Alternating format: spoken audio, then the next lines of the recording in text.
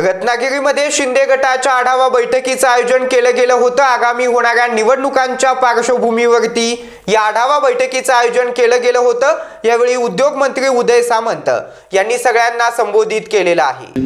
युवा प्रमुख, उपस्थित सर्व उपतालुका प्रमुख, विभाग प्रमुख, उपविभाग प्रमुख, शहर प्रमुख, रत्नागिरी विधानसभा क्षेत्र प्रमुख, मी सर्वांचं इथे स्वागत करतो।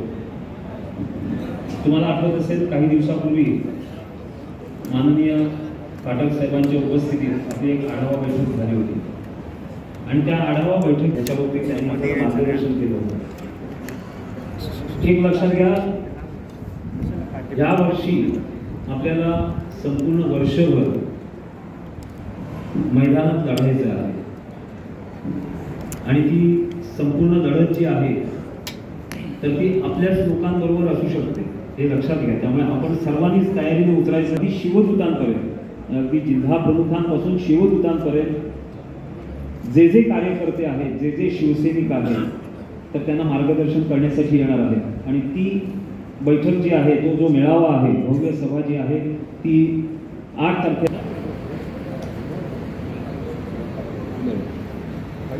आता आपण जरी माईकवरनं जरी बोललो असलो तरी स्वतः सामंत साहेब प्रत्येक तालुक्याची एक थोडा वेळ बैठक घेणार आहेत आणि प्रत्येक तालुका प्रमुखाने आपापले जे कोण पदाधिकारी जे आहेत तर त्यांच्याबरोबर